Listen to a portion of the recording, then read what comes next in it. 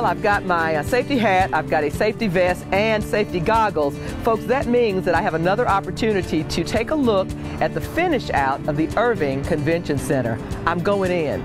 Wait, that's not the right way. I'm going in.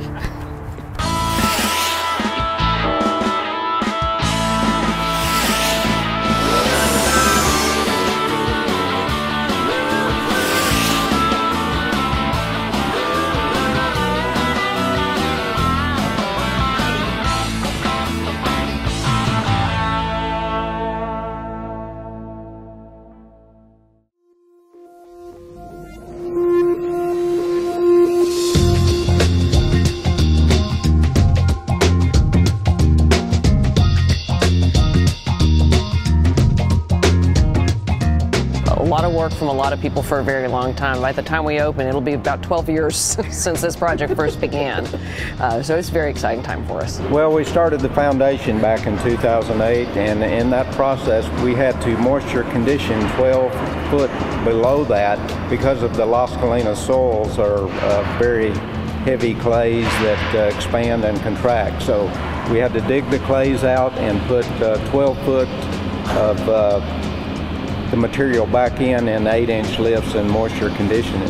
You guys go about 135 feet up into the air, and you go almost that deep into the ground to support this structure. Exactly. The building sits on about 224 piers, and some of those piers go 120 or 130 foot deep, and some are as large as 56 inches in diameter. Wow. So you have a lot of concrete, probably 5,000 or 6,000 yards of concrete that are in the ground supporting the structure. It's different now because when we talked the first time, the things that were arriving were nuts and bolts and gravel and concrete. Absolutely. Now trees are arriving and getting ready to go into the ground. They're finishing up the water feature. This entire area where we are right now, we've got protective covering on the floors because the real floor is in and is below. As we walk through the building, you're going to see spaces that have been cleared for occupancy already. So big difference, big difference. It's just been a great opportunity to work on this structure. As a contractor, you build a lot of different types of buildings, and this is probably one of the most unique buildings that I have ever built, and I know my team has, so we're real excited about how it's turned out and what it's going to be for the next 40, 50 years. As I was driving in this morning and driving past this building is just, it's majestic. I mean, I don't want to use too grand a term, but I don't think that is too grand a term. It really is a majestic looking building. Very dramatic. Yeah. I mean, very place defining, and that was an important piece to us as we started this again, is to really approach this differently, set a standard, really define differently how this kind of activity happens and how these spaces look and feel. They don't have to be institutional.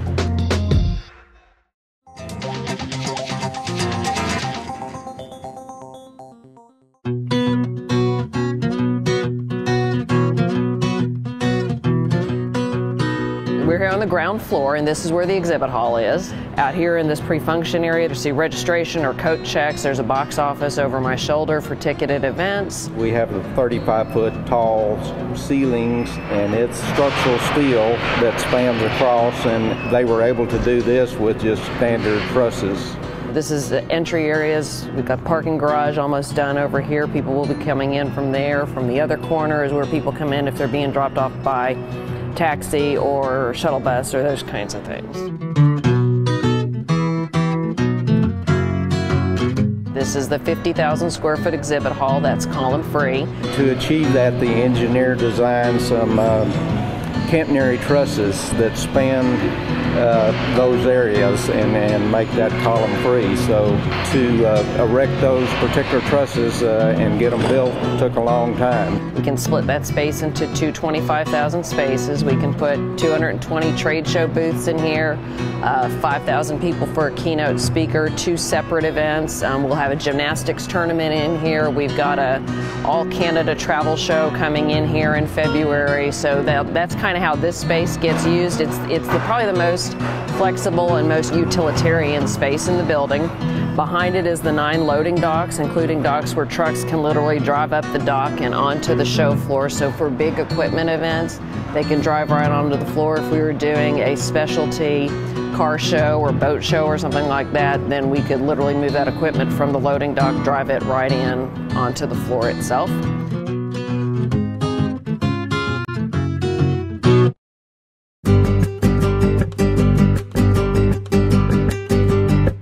So we are entering the exhibit hall. I love this white tile that covers the walls outside the exhibit hall and then sort of follows the entrance in. It's beautiful tile, and it's very specific pattern. Some of it's matte, some of it's gloss. It's all Italian tile, right? Tile. Beautiful Italian tile. That beautiful white tile, not only is it gorgeous to look at, but it also is going to allow users of the building project images, sponsors, the name of events, those kinds of things in the space. Oh, that'll be beautiful. What a neat idea. The other thing that I really love is as I'm looking around the room, there's cinder block here, but it doesn't look like your gray, sterile cinder block. It's a burnish block that's made in Texas, and it's very, very beautiful block that complements this area. It really does. In fact, to me, it reminds me of the granite curbs in Las Colinas. It's that same family of colors, and just really, I think it's a beautiful color. And really, this is really a real working hard heart of the building. This space gets used in so many different ways. It's going to get a lot of wear and tear, so it has to be, well constructed, well fabricated, put up with that. But one day it's going to be a shareholder meeting of a couple thousand people, and the next day we're going to have a gymnastics tournament going on. Right. So it really is going to change faces all the time.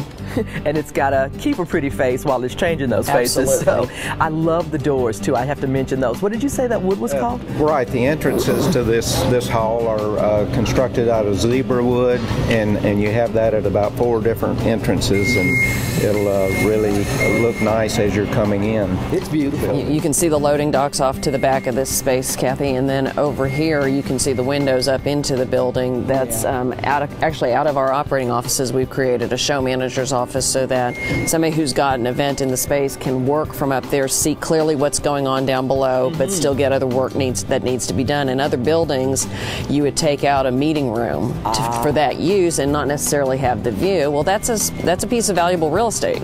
So we had extra space in the office. We created it that way, and that'll let us do that. That's so smart. It's a great space. We think it's going to be, we know it's been well received by our customers. It really sounds like you guys spent some time thinking about how a building would need to be used, what kind of features you would need to have to make it attractive to people that would want to come and be here, and you put every one of those features in the building. There's so much more than any of us, I think we all take for granted. There's design and construction until you understand the math and the science and the planning and the skill it really takes to get some of this stuff done. Ordering the steel several months ahead of schedule.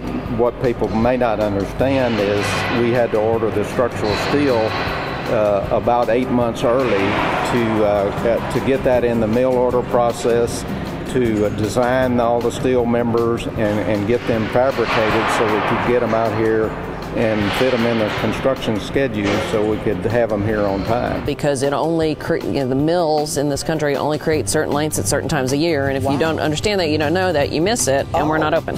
I mean, this is that stuff, but when you got great experienced team who are thinking big picture, not, big picture long term, if we advance this, there's a little risk that we might over order by a little bit, but we'll for sure have the stuff we need on time. Yeah. And therefore we'll open on time. And therefore which is critical, opening on time. Because you've got things booked in this space right now. There has been hundreds of people working in here over the last, 2 years. This is the space where we did the topping off ceremony.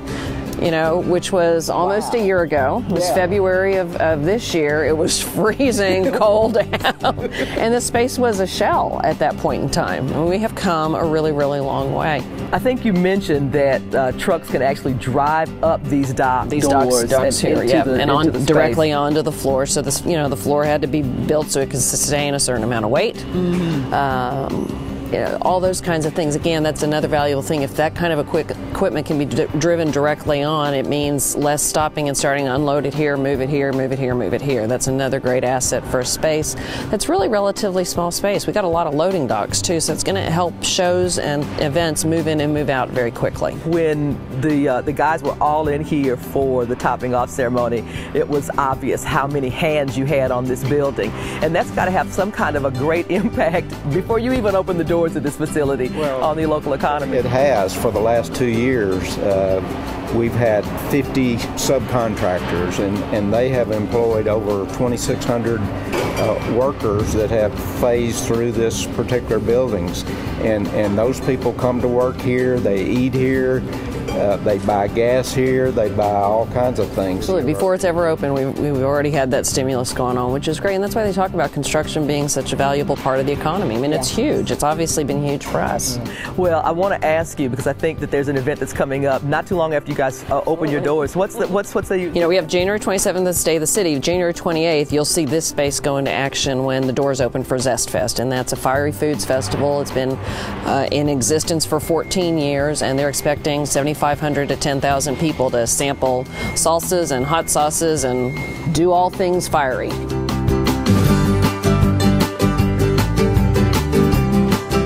This is where Zest Fest will be. It'll be filled with a couple of hundred booths of folks sampling hot sauces and salsas and all things related to that. That corner's where the stage will be. They're going to be doing chef's demonstrations, cooking demonstrations. Our concession stands will be open. I got to tell you that those concession stands feature pebble ice, or sonic ice as we like to call it. Very excited about those little things. But this space will be full of fans of fiery foods and people trying to quench their palate after eating way too many fiery foods. We're very excited about it. It's going to be a great way to open this building. Yeah, that's a ticketed event. You know, it's a ticketed event, so they'll have tickets on sale at the box office. And the public is invited. And the public is invited. And so I've got to ask Mickey, are you going to be here? I'm going to be here. Exactly. We might get him a pass. I'll be here for another couple of months. Yeah, he's not leaving anytime soon. That's good to know.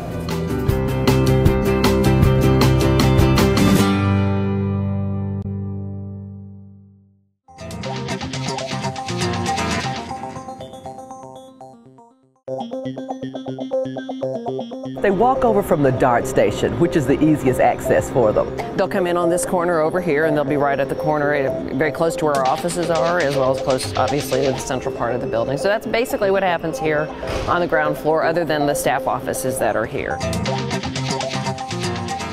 So right now, you're about a month away from opening-ish. There's still things being done inside and outside. Where are we? Well, we're about 10 days from actually moving our offices in, so there's a little bit more finish out happening in the office spaces. Furniture's arriving and being installed, those kinds of things, but we move on December 18th.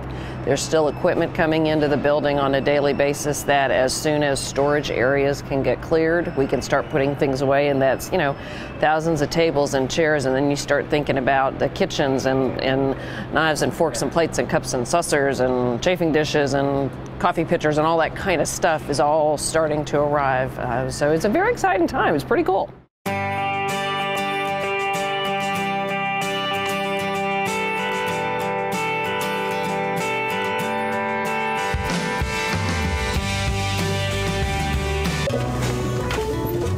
Nice horsey. Good horsey. You're doing just fine.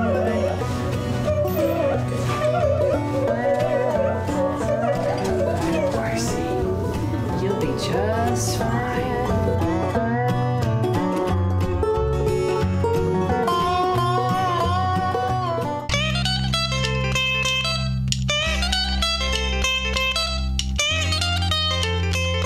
It's exciting for me because I get to be a part of something brand new and something that means a lot for the city and also for the Bureau. I'm excited because I get a new desk.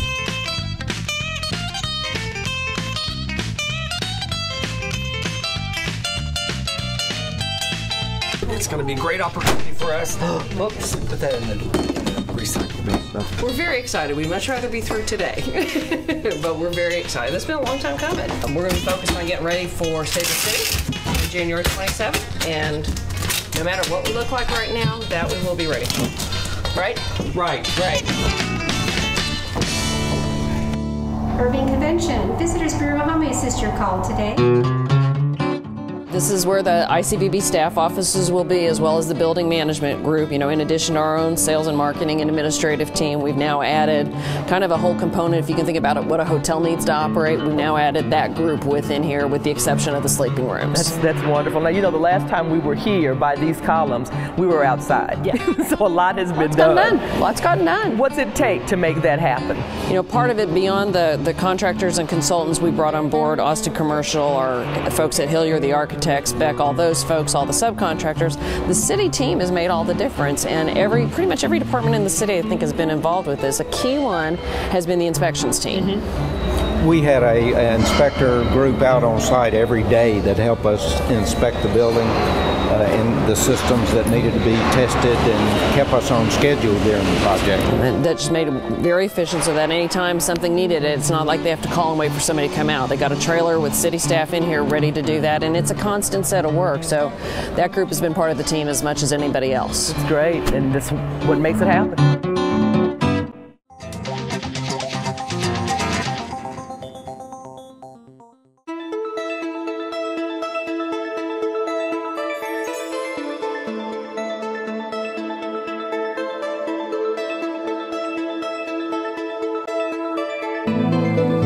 Level on the mezzanine level is our cafe. We have a cafe space that's really only occupied when the building is occupied, but also some great plaza spaces. So there's indoor and outdoor spaces on that level. We will do group events there. We can do small banquets, a couple hundred people there. But a reception, if you think about a reception out on that patio area, we have such great weather here most of the year that that's really some beautiful space. So that's what happens on the mezzanine level. We call the terrace and the cafe level, and we have basically a grand stair that goes from the outside of the building up to this level.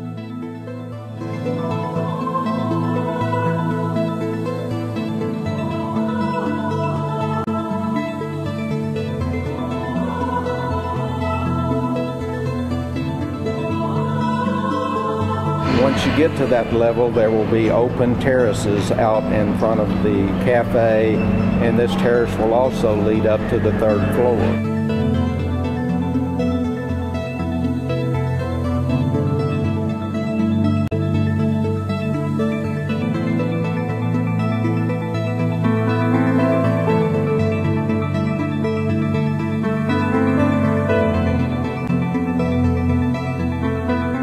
Well, I don't know if there's a better view in Las Colinas, but this is magnificent. It's beautiful. You get the feel of the copper, you get the feel of the outdoor space of this building, you see the mesh, you see the skyline of Las Colinas, the water. If you were to lean over this rail, you could see the grove of ginkgo trees, and the ginkgos are there instead of some other variety because they don't attract grackles the way some other tree varieties do. Good thing. And absolutely. Then what's there's a feature up here on the corner. Is it a water feature? Beautiful water feature. That is, the bottom of which is black granite. It's a little bit dusty right now, but when the water's in there, it'll be sparkly and very pretty. Very pretty. There'll be granite benches along the way in between the trees, so the plaza will just be stunning. That's going to be fabulous.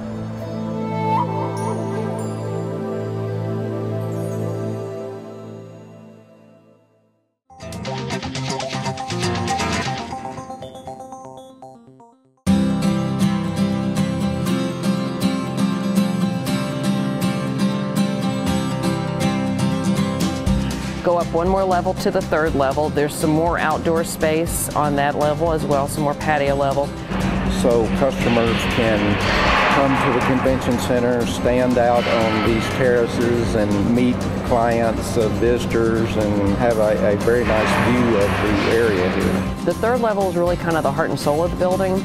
That's where the major classroom contingent is. And we've got 20 rooms, 20 classrooms that are roughly 1,000 square feet apiece.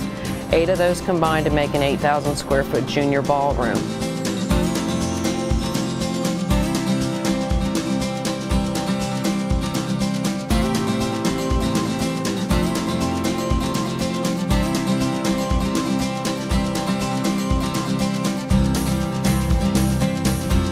We've got 20 of those classrooms. These kinds of buildings serve an important part in adult continuing education. A lot more industries are requiring a lot more training, a lot more certifications. Those are often things that need to be renewed on a very frequent basis. So you think about your bar exams, your CPA license, those kinds of things. We're going to see a lot of that use in this building. Up here on the 3rd floor, we have the junior ballroom and several different meeting rooms. And the junior ballroom is right below the grand ballroom, so you guys kind of have access to that big kitchen that we're going to talk about on the 4th floor. Exactly, exactly. The junior ballroom is sort of out in this direction? Yes, ma'am. And then meeting rooms everywhere? Yes, ma'am. All right, fantastic. Let's go take a look.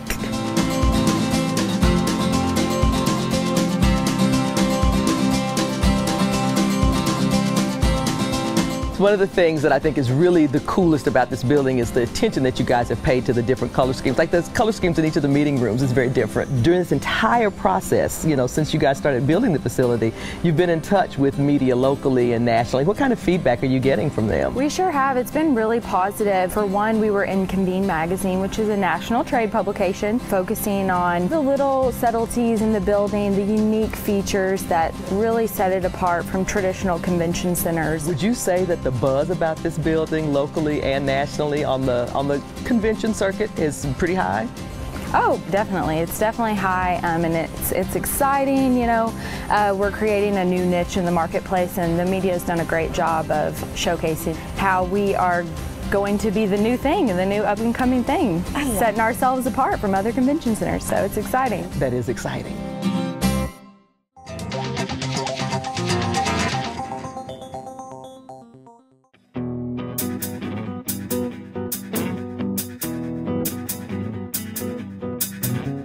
Fourth floor, the top floor of the building is where the grand ballroom is and really where the grandest views in the building are. The views are going to be amazing from the 3rd and the 4th level because we have full height curtain walls in those areas. Lots of pre-function area, lots of beautiful views. You really get a feel for the copper and the mesh when you get up on that floor and can see the way you view through the mesh. You come off the escalators and the elevator and you're there. And then there's a 20,000 square foot grand ballroom with 25-foot tall ceilings. It's going to be finished out very nicely, so it's going to be a grand space. That grand ballroom is 20,000 square feet, so it's twice as large as any ballroom space we have in Irving today. That's where the state of the city will be. It's where you're going to see a lot of high-end banquet types, but that space is also divisible, and if we needed to go from 20 classrooms to 30 classrooms, we could do that by dividing up that ballroom space even further.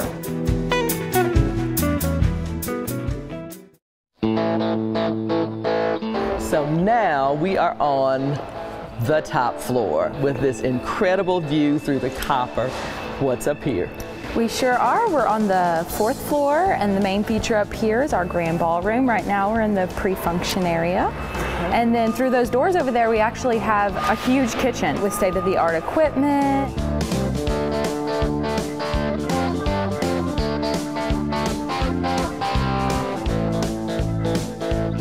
I noticed that the wood that's over here is just like the wood that's like throughout the... It is. Yeah. It's beautiful. That zebra wood, it's really unique and something different, again, that sets us apart from other centers. Yeah, it does.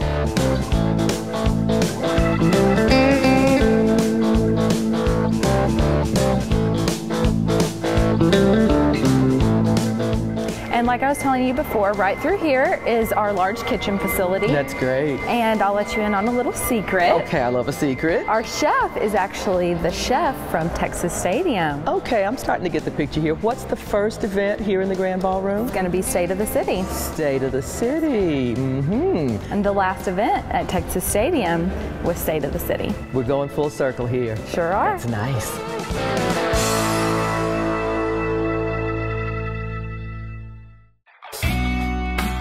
You know, Melissa, this is feeling very familiar to me. I know what it was. The last time we closed this show, we stood in this same spot and we nearly froze. I remember that too.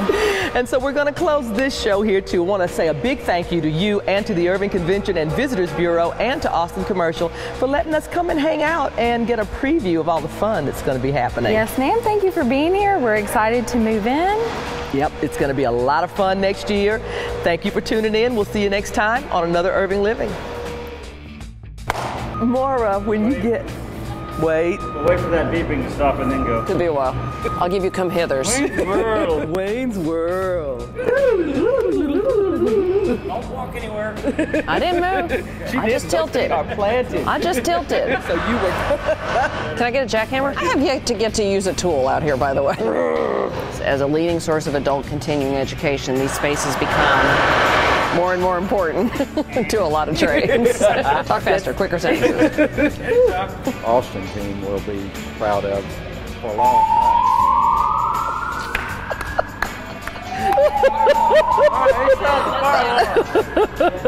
And extended it into the room. I'm looking at these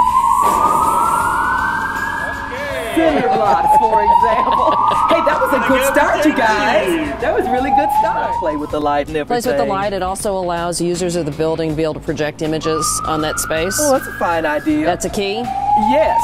This is the life safety test all day, every day. You got to do that while we're getting the building together. So why don't we just keep rolling?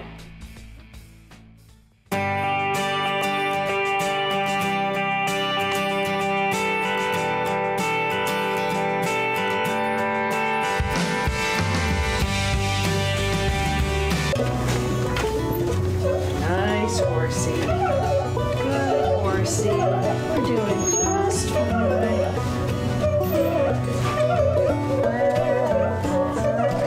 Good horsey. You'll be just fine.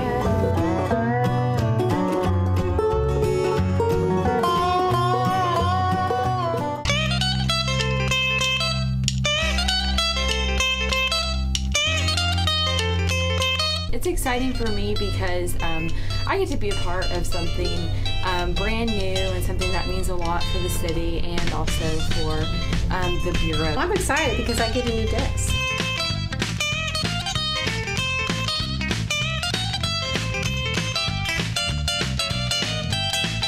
It's going to be a great opportunity for us. Oops, put that in the recycle bin.